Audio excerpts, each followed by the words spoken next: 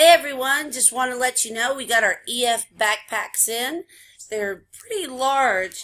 They have this Velcro strap on the top that rolls out with a zipper on the top for a little security.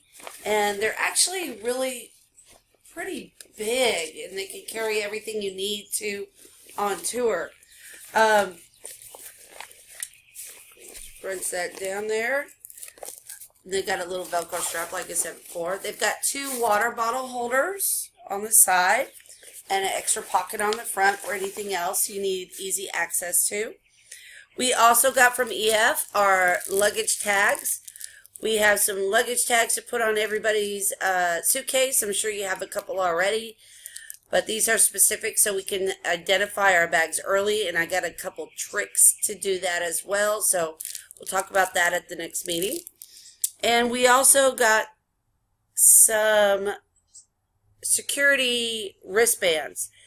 What this security wristband does, everybody will carry it on tour. This is an emergency 24-hour number to EF.